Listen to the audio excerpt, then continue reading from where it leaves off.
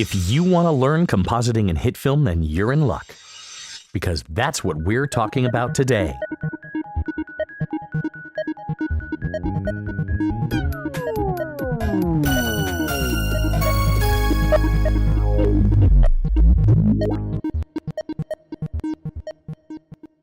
Hitfilm's strengths lie in its compositing and VFX tools. Hitfilm has powerful tools for 2D and 3D compositing. The tools and concepts we'll be discussing today are the first real stepping stones towards getting the most out of Hitfilm's abilities. But these concepts are universal to pretty much every other NLE and compositor. While the controls and workflow of other software might be very different, the underlying principles are exactly the same. I'm Mike Miller from Triam Visual, and this is 2D compositing in Hitfilm. So what is compositing? A composite is a combination of multiple media elements into a single image. In short, compositing is layering things together. An earlier episode discussed Hitfilm's blend modes, another set of tools universal between most imaging software. Blend modes are another method of creating composites by applying mathematical transformations to an image based off the channel values of two layers. These are good starting points, but to really start refining your compositing skills, you need to understand maps, masks, mats, and keys. But first, it helps to understand the basics of how a video image is built and displayed. There are two main methods for computing and displaying imagery: raster images and vector images. A raster image is a fixed array of squares or rectangles in a rigid grid. Raster images are also called bitmap images. Take note of that use of the word map. Computer monitors, phones, tablet displays, and TV sets are all raster displays. Most printed material is also a rasterized image. Rasterized or bitmapped images are defined by a horizontal and vertical dot matrix. This matrix defines the X and Y, or horizontal and vertical resolution, of the image. Each one of these dots is a pixel, or picture element. A pixel represents the smallest defined area within the rasterized image. There is no such thing as half a pixel. Bitmapped images are also defined by the number of data channels they have and the number of bits per pixel in each channel. Most photo or video media will have either 3 or 4 channels, most commonly represented as red, green, blue, and alpha or transparency. Raster images are good for defining and displaying images with lots of small shifting color detail, like photographs and video. Vector images are defined as sets of mathematical curves or polygons. Points are defined in space and assigned a direction and a length. Every mathematical curve, and in vector images, a straight line is basically defined as a curve with no tangents in its vector, can be assigned a color and a line width, and an enclosed polygon can be assigned a color gradient, or even a raster image as a fill. Vector images have advantages in that they typically take up less memory than a highly detailed raster image. Vector images have genuinely smooth curves, and a vector image can be scaled to any size or any resolution without any loss of detail or showing stair-stepping. The disadvantages of vector graphics are that any curve or poly only has a single defined set of attributes. Vectors are great for a smooth, clean graphic shape, like text, but aren't good at representing photographic realism. Vector monitor displays are also limited in that they can typically only display a single color, where raster monitors combine multiple phosphor dots of different colors which are combined to show the final image. Hitfilm has very few tools that use any sort of vector graphics or vector representation. TrueType and OpenType fonts used in Hitfilm are vectors. The fonts themselves can be scaled to any size to maintain smooth detail. But as soon as Hitfilm renders that font to its associated text object, it becomes a rasterized image. Hitfilm's masks are also defined as vectors. However, once they are rendered to the plane, they are treated as bitmaps. The resolution of a Hitfilm mask will be limited to the resolution of the plane or image layer being masked. 3D models in Hitfilm Pro also exist as vectors. A model is a series of mathematical points connected to other points to define flat polygons. Models might be textured with bitmap images, but the model itself is a vector shape that is rasterized when it is rendered to its layer. Both rasterize and render refer to the process of taking a vector or bitmapped image and creating its pixel matrix for screen display. Rasterize and render are often used interchangeably, and they can be. One important thing to note about Hitfilm is that Hitfilm renders its layers in a specific order, which we already discussed in Essential Hitfilm Episode 5, Composite Shots. An important thing to understand is that programs like Hitfilm, Vegas, After Effects, Premiere, Mocha, Photoshop, GIMP, none of them know what your image actually is. Your computer has no idea if a frame is showing a building, an apple, a spaceship, or a person. It's all just dots. Ultimately, every frame of a digital video project is a rendered bitmap that's been reduced to red, green, and blue channels on your monitor display. All digital video, digital image, and digital effects software does is manipulate the color, brightness, and transparency channels of every involved asset to determine the final pixel values rendered to screen. That's it. Every filter, every manipulation, every effect, every tool is just modifying the color, brightness, and transparency channels of pixels, as well as those pixels' positions within the array. For a computer to know what something is, specific code needs to be written to define it. Face recognition software, as used in some cameras or software filters, has been programmed to recognize patterns of ovals, 2 for eyes, 1 for a mouth, and 1 for the shape of a face, that have certain proportional relationships. It doesn't know that that is a face. It's finding a pattern of shapes it has been told to look for. Similarly, camera tracking programs like Mocha don't know what anything in your frame is. A Mocha camera solve doesn't know what an object is. It does not know the size of your planes. It does not know how large they are relative to each other. It does not know how far away those planes are from your camera. It's measuring the movement of a couple of things that you said were rectangles and comparing their relative movement to each other and feeding that through a rough field of view that the user has defined, which is why you give Mocha a focal length. Before we move on, I will just say it one more time. Any effect filter or tool in any digital imaging software is doing is affecting a pixel's position within the matrix, the brightness, transparency, and color values of an individual pixel.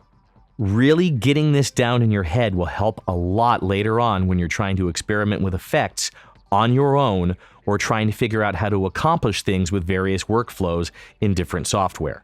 Each individual pixel of every track or layer in Hitfilm is defined by a series of channels. A channel is a fixed range of data values that affects a single parameter. In Hitfilm, the most commonly used channels are red, green, blue, and alpha. Remember that alpha is also transparency or opacity. Other channels you may encounter in Hitfilm include YUV, which we've discussed in other tutorials, and you may run across luminance, which is the brightness of a channel measured from black to white.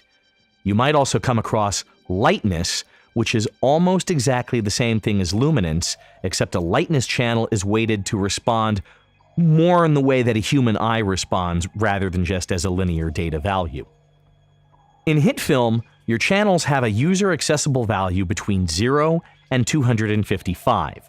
All the numbers that you can change are calculated in an 8-bit space. This was discussed in a previous episode, so I'm not going to go back into that now. For further information on color channels in Hitfilm, check out Essential Hitfilm Episode 7. The important thing here is that your data channels can also form maps. Now, when you think of a map, you might be thinking of a pictorial representation of a land area, like something you might find in an atlas or when using GPS navigation. Well, in visual effects, a map is a visual representation of a defined value range that is modulating one or more channels of a pixel. Map is a generic term, and it encompasses many different things. Examples of maps are the red, green, and blue values of a pixel. You can reduce any of these three channels to a black and white image, where black is zero value of the channel and white is full value of the channel. You can do the same with opacity, where the black and white values of the channel represent the opacity of the pixel. Any effect in Hitfilm that uses any kind of source layer to generate an effect is using a black and white image as a map to drive the effect. This includes, but is not limited to, timing and shatter maps in the shatter filter, height, surface, and environment maps in caustics, height maps in parallax, diffuse, specular, bump, and normal maps in 3D models, displacement maps in the displacement filter, anything involving masking tools, anything involving the set matte effect. A minute ago, I said any map can be represented by a single channel. This is not quite true. In any map, a single parameter is being modulated by a single channel, and all single-channel maps can be represented by a black and white image. And single-channel maps will have a neutral value, which is where the map has no effect or change on the parameter, and a full value where the map has full effect or change on the parameter. Black is the most common neutral value. White is the most common full value. But some maps may use a 50% value as the neutral value, in which case black is either full or inverted full, and white being the other. If you've seen the Add 3D Depth to Photos with Displacement tutorial I did on the Hitfilm channel, this is a good example of a map where 50% is the neutral value, with black being a inverted full and white being a full. However, some maps may use multiple color channels. Usually in this case, a single channel is affecting a single parameter with multiple single channels embedded in a single image. Diffuse maps in 3D models are multi-channel maps that contain the full RGB information used to paint a model. But in 3D models, normal maps are multi-channel maps that use different channels to encode different parameters. In a normal map, the red channel is storing X-axis rotation data, the green channel stores Y-axis rotation data, and the blue channel stores Z-axis data. These three channels are combined and applied to the polygonal surface of a model to provide the illusion of greater surface detail than the geometry actually provides. The main thing to remember is that a map is a generic term for a visual image representing data channels that are modulating a parameter. For the rest of this tutorial, we're going to be saying map a lot. In VFX, you may see the terms matte, mask, and key. Mattes, masks, and keys are all different ways of creating opacity or transparency maps. They're all basically the same thing. Technically, a mask is an opacity map applied directly to a layer. The most powerful tools in Hitfilm for dealing with masking are the masking tools, and the masking tools in Hitfilm will be covered in detail in this tutorial. A matte is a layer or channel created to be applied as an opacity map for a different layer. The set matte effect is the best example of this in Hitfilm, and it too will be covered in detail in this tutorial. Matte and mask are often used interchangeably. As an example, you might hear the term garbage matte. A garbage matte is a rough matte applied to a layer before keying to eliminate areas of the frame that you know aren't going to be seen at all. The only thing is, most garbage mattes are drawn directly on the layer to be keyed with masking tools. They're garbage masks, not garbage mattes. One more time, a mask is technically applied directly to a layer, while a matte is technically a layer applied to another layer. But don't worry about it too much. You can pretty much use the terms interchangeably, and everybody will know what you're talking about. You'll also hear about keying. A key is a procedural method of creating an opacity map using one of several different mathematical methods. We'll discuss the types of keyers Hitfilm has in this tutorial and go briefly over most of their controls, but we're not going to be as thorough in the keyers as we are with masking and set matte. Alright, that's enough theory. Let's put it into practice. Let's dive into the masking tools. Here we are in Hitfilm Pro 2017 in a composite shot. We're just going to be looking at this white plane and the masking tools. The masking tools are located to the left of the viewer panel. From top to bottom, they are the rectangular mask, the ellipse mask, and the freehand mask. We'll start with the rectangular mask. To use the masking tool, first you need to make certain that the layer that you want the mask on is active. Then select one of your masking tools, then simply click and drag. The rest of the controls for the mask can be found in the layer stack under the mask group, or over to the left side of the screen in layer controls. Once one mask is created, you can add more masks to the same layer. Just make certain that the layer is active, and again, you can click and drag. I'm going to delete this second mask for a moment. The first mask added to a layer must be in the blend mode of Add. Add blend mode masks define an area that is shown. The first mask added to a layer in the Controls tab will have a checkbox for inverted.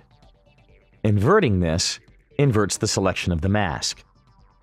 This inversion control is not found in the controls in the layer stack. It is only in the controls panel. I'm going to skip past the rest of the blend modes for the moment, and I'm going to come down into the shape controls. The shape controls allow you to refine your mask after drawing it.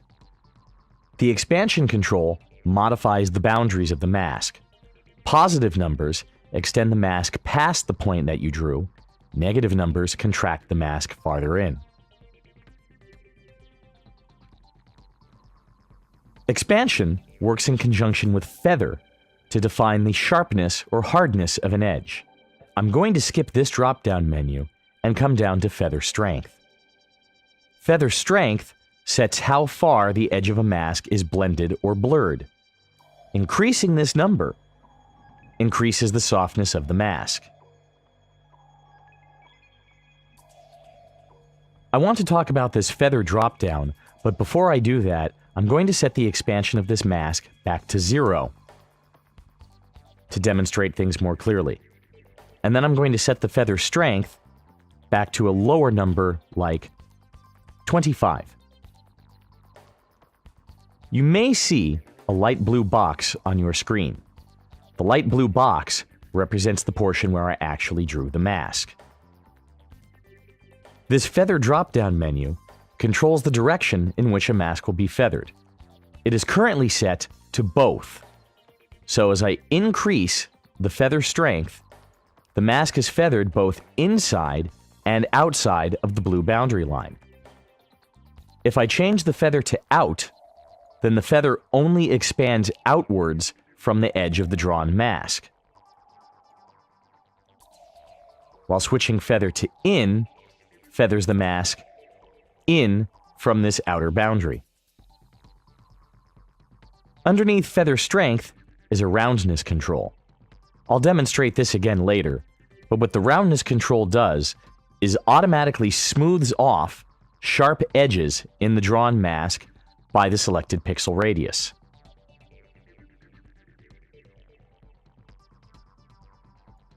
So the more I increase roundness, the more that this rectangular mask turns into an oval shape.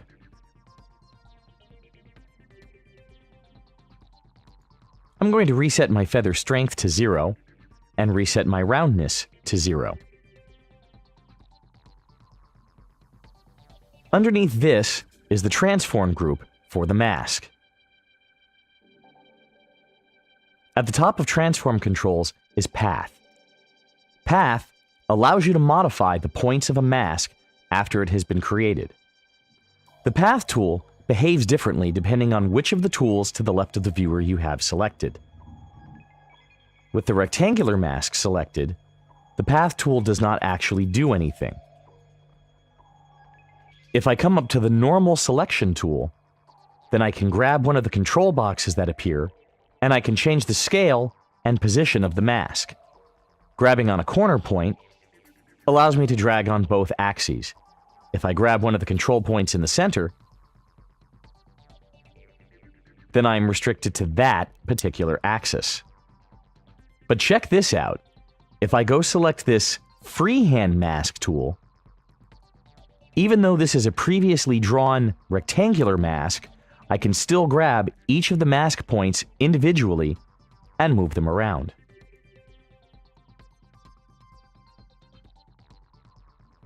The opacity slider sets the opacity for the mask. I'm going to undo all of these path positions that I've done and come back to the anchor point. The anchor point of a mask is connected to the anchor point of its layer. The anchor point of a mask can be shifted independently of that of the target layer, which we will demonstrate again in a few more minutes. A mask can be scaled, like any other media asset, and the scale of a mask can be unlinked, so it can be scaled individually on either axis. I'm going to make certain that I have my rectangular mask tool selected again. I'm going to make sure that I have masks highlighted on this white plane. I'm going to come back up to the viewer and I'm going to draw another mask, but this time I'm going to hold the Shift key. Holding the Shift key constrains this tool to a square. If I release the Shift key, I now have full control over the aspect ratio of my rectangle. Holding down Shift partway through drawing a mask and moving the mouse snaps it back to a perfect square. I'm going to zoom out of this layer a little bit using my middle mouse button, just to demonstrate that a mask can be drawn off the edge of the screen. And set my zoom back to scale to fit. When I come up into the viewer panel and try and draw the elliptical mask, I get this little red no can do symbol. The reason why is I haven't come back to my layer and made certain that I had masks selected. When adding masks to a layer that previously has masks on it, you must make certain that you have selected the masks group of the current layer, or the mask tool will not function. Now I can draw my elliptical mask. Similar to the rectangular mask, I have freedom over my aspect ratio to draw skinny or fat, tall, short ellipses. But holding down the Shift key constrains the mask to a perfect circle. Holding down the Control and Alt keys do not have any additional functionality when drawing masks. I'm going to come over here and rename this Rectangle Mask. And I'm going to name this one Circle Mask. I'm going to twirl open Circle Mask and come down to the Path parameter. Just for fun, I'm going to grab the freehand mask tool. I've never done that before. That was just me playing for a second. Now I'm going to come back to the normal select tool, and with Path selected, I'm going to grab this mask and drag it so it overlaps the first one. I'm going to close Rectangle Mask for the moment and take a look at this inverted checkbox with Circle Mask. If I click the inverted checkbox, I now have the entire layer active. It has inverted the mask, leaving a cutout where the circle is, but my rectangular mask is already active behind that. Instead, I'm going to come up to this Add drop-down menu, bring that down, and click Subtract. Subtract cuts a hole out of any existing masked areas.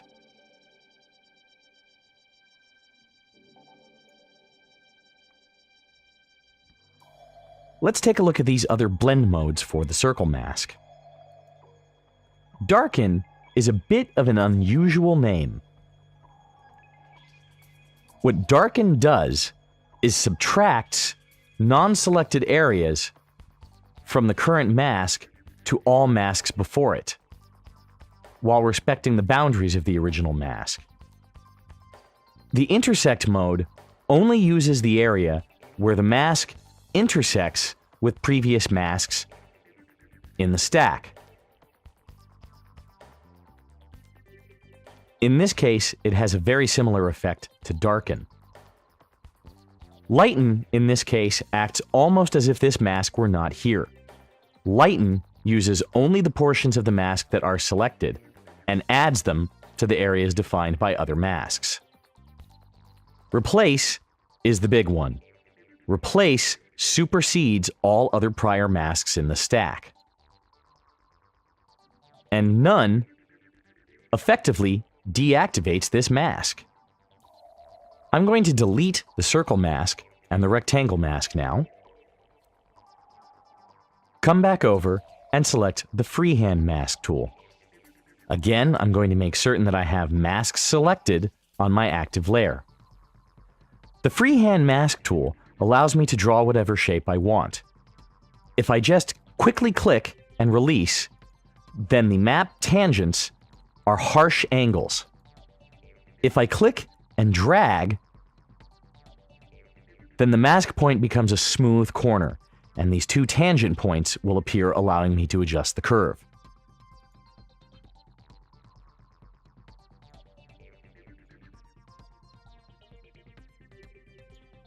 Smooth points and harsh corners can be combined in the same mask.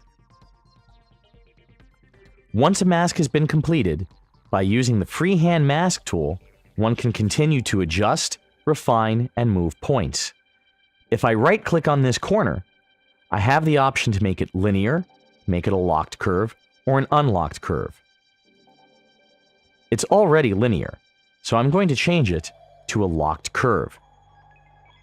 Making it a locked curve shows these tangent handles again, and these tangent handles control the curvature coming off the point. With a locked curve, both of these tangent points move together. Rotating one automatically rotates the other. If I right-click this and change it to an unlocked curve, then I can move each handle independently of the other.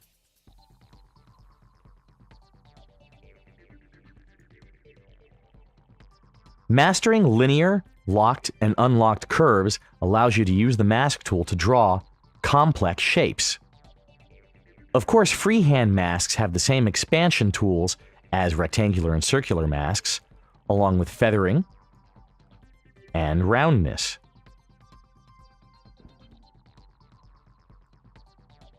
Yes, this is a photo of a Mondasian Cyberman head, and I'm going to use this as a more complex freehand masking example. I'm going to select the freehand mask tool and zoom in farther on my viewer so I can see what I'm doing. By clicking the right mouse button, I can temporarily drag the layer around so I can see what I'm doing. Make sure I select Masks on the layer again.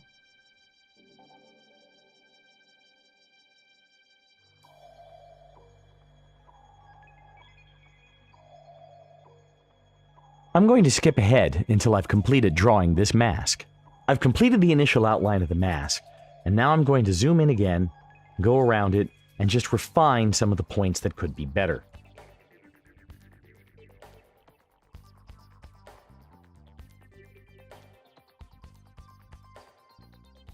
By clicking and adjusting tangents on individual points,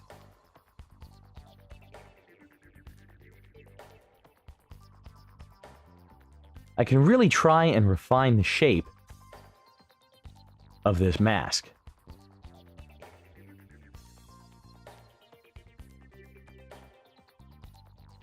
I can live with that for now. Now that I've completed the first outline, I need to do something about the background underneath the handlebars of the Cyberman's head. So I'm going to make certain that I have mask selected again. I'm going to zoom in, and I'm going to start drawing another mask around the inside.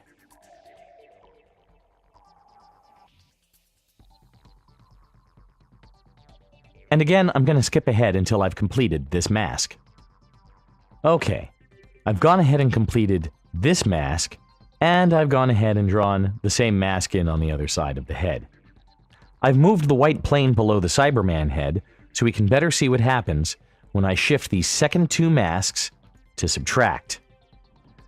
And now we have a cutout Cyberman head, ready to do something with. What? I don't know. Now that I've got the mask on a background, I can continue to refine things. Perhaps come back up and clean up a couple of these top tangents.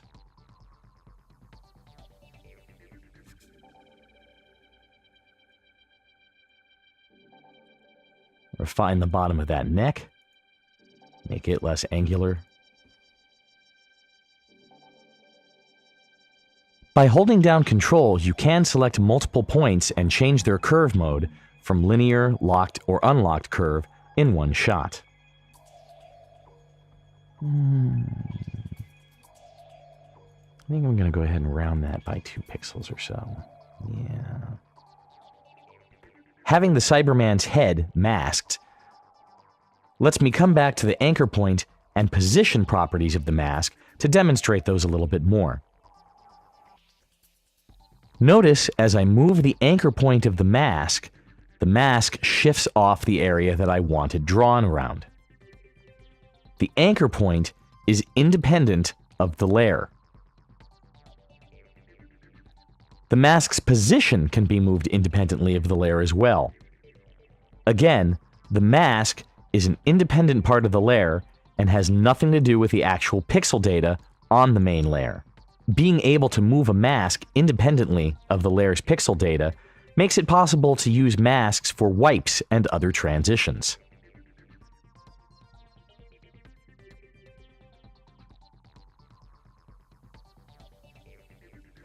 So, what can you do with the Cyberman head? I don't know, we can put it on this guy from earlier. Note that masks are applied before effects and transformations on a layer. This means that if I scale the entire layer, the mask will stay with it, and if I adjust the anchor point of the layer, then the mask will stay locked to that. It's only the anchor point of the mask in the mask's transform properties that are separate from the layer.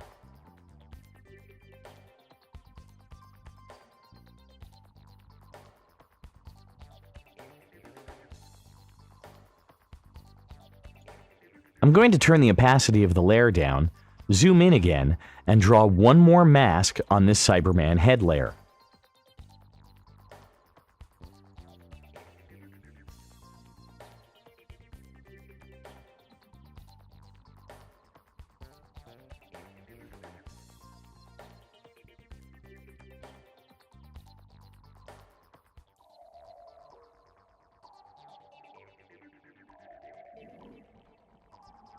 This last mask subtracted the area where the shirt collar was from the Cyberman head layer.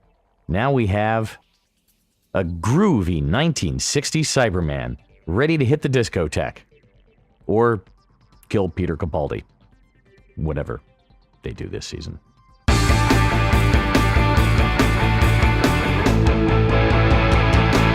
Okay, I thought the Cyberman head on the green screen guy was just funny, so I wasted a bunch of time playing with that.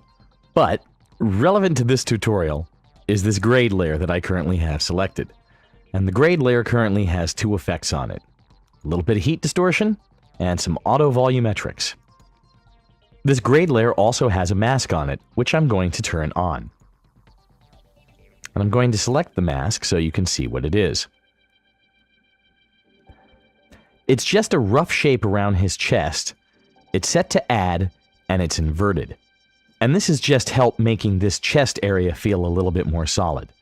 Without this mask activated, the auto volumetrics are kind of moving through him. I'm going to uninvert this mask and then move the mask around a little bit. This is just to demonstrate that a mask on a grade layer clips effects where masks on media layers do not. And that really covers all the controls in the masking effect. With the rectangular, elliptical, and freehand mask tools, you have the ability to draw any shape that you want. With combining feathering and expansion, you have the ability to refine the edge of your mask. It should be noted that most of the properties of a mask can be keyframed. You can have the scale or opacity of a mask change over time, as well as its relative position. The best way to get comfortable with the masking tools is to just play, maybe start drawing, don't know what you're going to come up with. What you can see on the screen behind me here is just my playing around with a few random shapes and some fills, trying to see if I could create a quick lower third.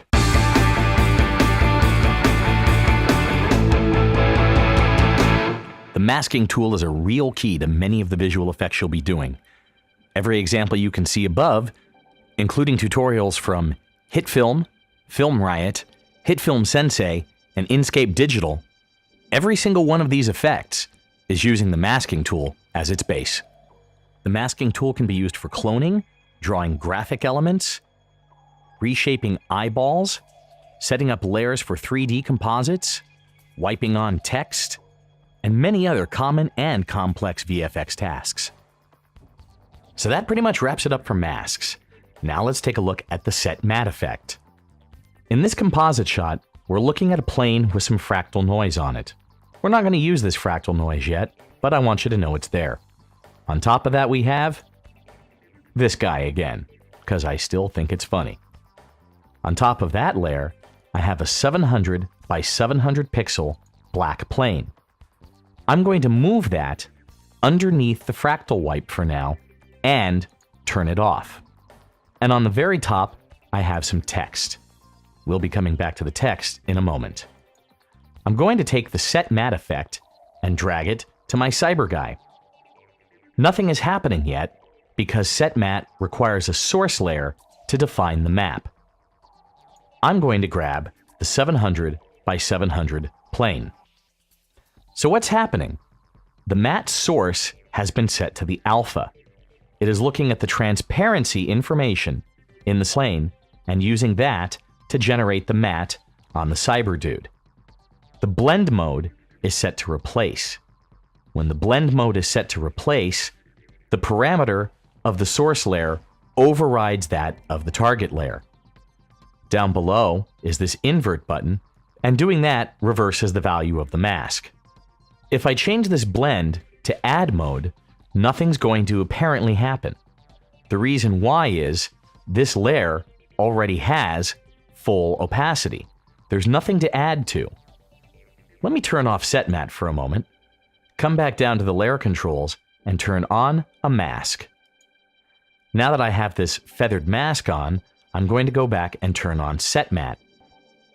And now you can see that my 700 by 700 foot plane is adding its alpha to that of the mask. But note that the edges are still dropping off to black. What's happening is that the alpha is being added into the areas where this mask is feathered. Once everything drops to 0, there's nothing left but black. Change the blend mode to subtract, and this 700 by 700 plane becomes a cutout.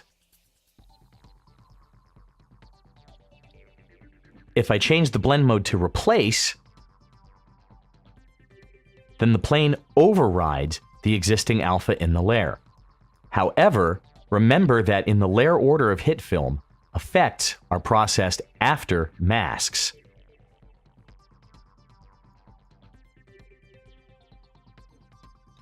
I'm going to turn off the mask on this layer and go back into the set matte effect and look at some of these other channels.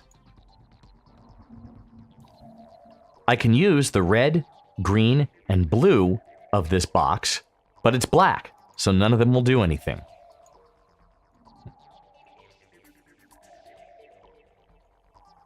Same with luminance, hue, lightness, saturation. Off turns a mask off.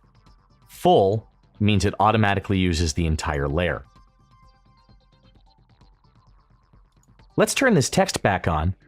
I'm going to drag Set Matte to this text layer. And for the source layer, I'm going to select the fractal wipe. We're using the alpha of our fractal wipe, and the blend mode has been set to replace. Because the fractal wipe doesn't have any transparency in it, it's forcing the text layer to be completely opaque. Transparent areas are still being replaced with black. Change the blend mode to subtract, then all of the text is subtracted. Inverting the layer,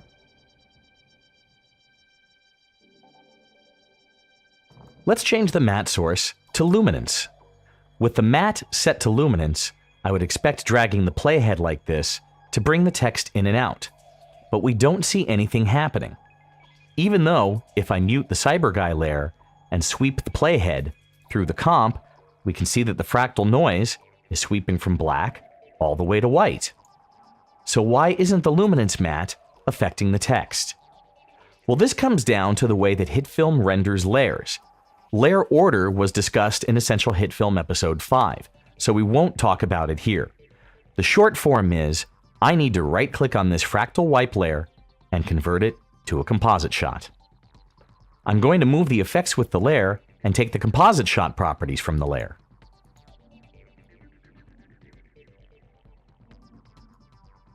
And now, when I go back to my main comp and sweep the playhead,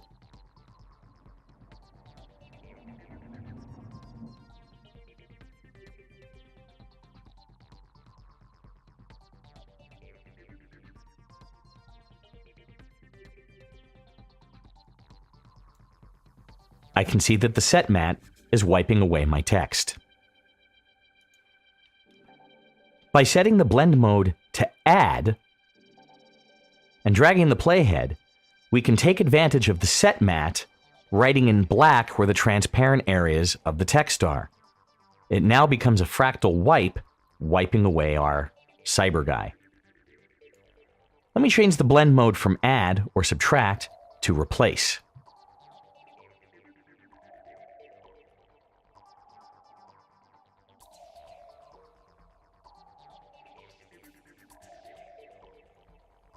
It's having a similar effect to add.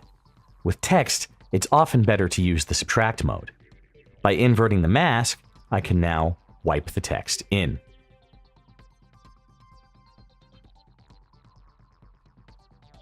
I'm going to turn off the set matte for the text layer, turn off the text layer, come back down to our CyberComp guy, and change its matte to the text. I'm going to set the matte to alpha, and the blend to replace. As you can see, that's leaving a cutout of the visual image behind the text. Positioning the text over the source image changes the portion of the layer that's showing through. The set matte effect is the key to punching holes in video or stenciling video with text objects. I've moved the fractal noise layer up to the top of the composite shot, and I'm going to add the set matte effect to the fractal wipe composite layer. Open up the set matte effect and set our CyberGuy as the source. Right now, nothing is happening. We are using the alpha of the CyberGuy, and we are using that to replace the alpha of the fractal noise. Since there is no transparency of the CyberGuy, there's nothing going on. But let me change the blend mode to luminance. And now we can see through the fractal noise to the image I put on the bottom and didn't tell you about. The fractal noise is now being rendered according to the luminance values of the CyberGuy. The darker areas are completely transparent, while the brightest areas are closer to opaque. So here in the center, you can kind of see the outline of where his chest was as the eye of mighty Cthulhu sears into your soul. The brighter areas of the fireball show more of the fractal noise. Let's see what happens if I change the blend mode to red. Now we are using the red channel to drive the transparency of the fractal noise. Since so much of the frame is fiery red and yellow, there is mostly fractal noise. Once again, though, we can see that the dark gray of the shirt is letting through the background image, along with the outer edges where things fall off. Let's use the green channel of the Cyber Guy as our matte. Well, once again, we have a lot of reds and yellows, and yellow is a combination of red and green. So where the fireball is, there's still a lot of the fractal noise left, but there's more drop-off on the edges as the glow falls off more into the pure reds. If we use the blue channel, well, once again, there's a lot of blue. Our oranges and yellows are very bright.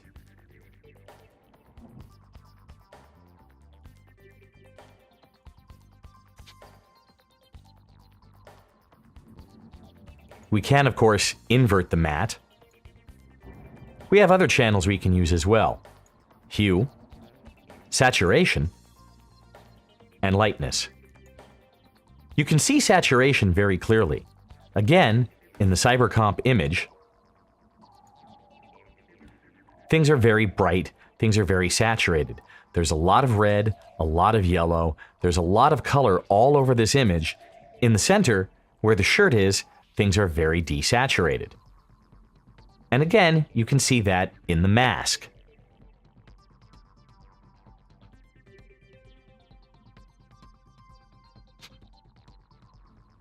I'm going to take the set matte off the fractal wipe, turn that off, and turn my Cyber Guy back on.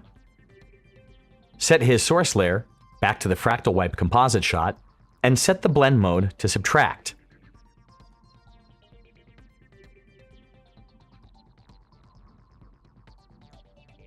And as I sweep the playhead back and forth, you can see I've created a neat custom wipe. I've moved the Cyber Guy back up to the top of the layer stack. And now I'm going to feed him this via set matte.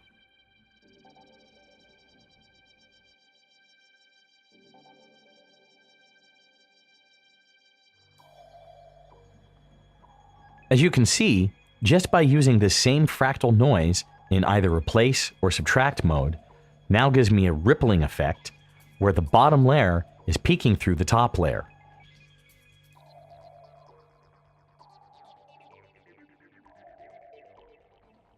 Let's see what happens if we use this image as our set map source.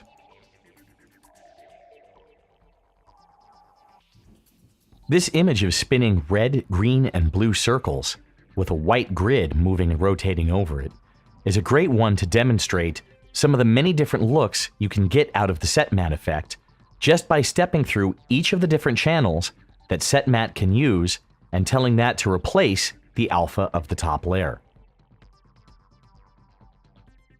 The thing about set matte is you can literally use any image or video clip as a matte. And then with the combination of channels that can be used and the multiple blend modes and invert modes, set matte becomes an insanely flexible tool. Set matte is the most powerful compositing tool in Hitfilm. Alright, we're just going to take a quick look at some of the keying effects in Hitfilm. This is not going to be a thorough tutorial on keying, that's going to come in a different tutorial. As you can see, I have the clip of this guy in front of his green screen over a background. And the first keyer we're going to look at is the simplest. It's the color difference key. So I'm going to drag the color difference key over. And immediately, our guy is mostly gone. The color difference key is preset to grab red, green, or blue. And it works by keying areas out that are farthest away from the green. Most of the keying tools have a view matte toggle. And clicking this lets you see exactly what's happening with your key. I can select a blue channel or a red channel. Blue won't do much, actually. Blue might get rid of that chair if I mess with it a little bit. Nope, but blue will get rid of some of that shirt. Red will probably just end up keying skin, yes. The color difference key is the simplest of the keyers in Hitfilm. The next keyer we're going to look at is the hue and RGB key. This is similar to the color difference key, except this is defaulting to red. Rather than just going red, green, or blue, the hue and RGB key has an eyedropper, which lets you select a custom color from the target layer to try and key out. In this case, trying to take that blue from the chair. The tolerance slider determines how close you have to be to the target color for things to be keyed, and the edge softness blurs this out a bit. Note that the View Matte toggle is showing you a black and white image, just like we talked about at the beginning of this tutorial. The opacity map for a key is being represented by this black and white image, where black is transparent and white is opaque. The next keyer to look at is the chroma key. The chroma key is the most advanced of the three color keying options. It still has the eyedropper to pick a source color, a lot more options for refining your key than the color difference key or the hue RGB key. In the effects folder, there is this folder for matte enhancement that has a whole bunch of different effects that allow you to clean up mattes. Most of these are built directly in to the chroma key effect. The next key we're going to look at is the luminance key. The luminance key procedurally generates a matte by using the luminosity, intensity, or lightness of the source layer. The key type is to key out darker or key out lighter. Basically, you're deciding if you want to keep the darker or lighter areas in your scene.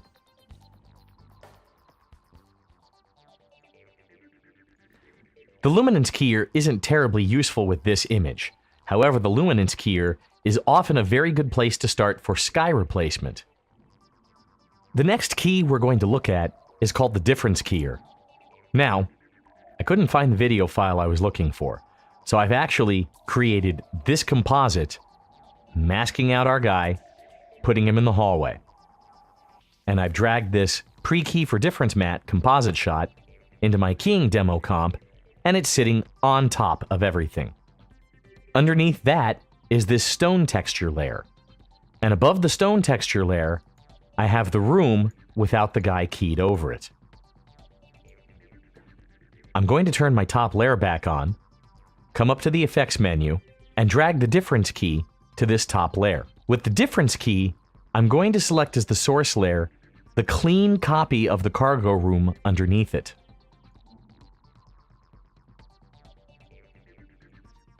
The difference key works by comparing the top image to the clean plate image and using a difference blend mode to try and extract a key.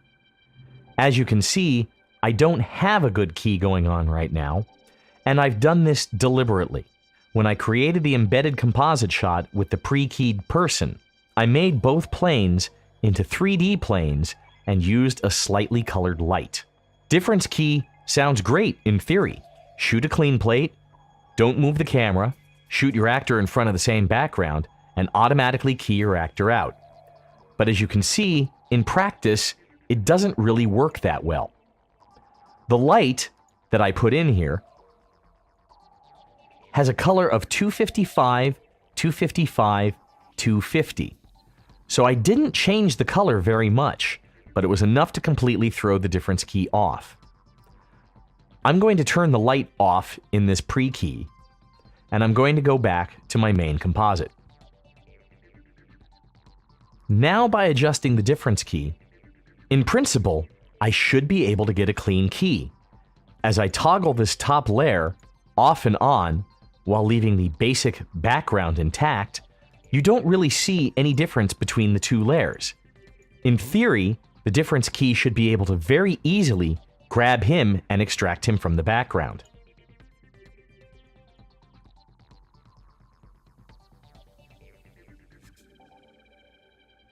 And it's not working that well. I spent an awful lot of time talking about a difference key to just say, it's not going to help you very much. The last keyer we're going to look at is a specific tool. Let's say you've downloaded stock footage of explosions, fire, or muzzle flashes from online, and it's on a black background. How do you get rid of it? Well, the easiest way to do that is grab this demult effect and drag it onto the layer. The demult effect does one thing and one thing only. It makes black transparent and makes darker areas translucent, keeping the bright areas to be your overlay. And that pretty much wraps it up for our discussion of maps, mats, masks, and keys. I'd like to thank you all for sitting through yet another long tutorial. I'm Mike Miller with Tri-M Visual, and I'll see you next time.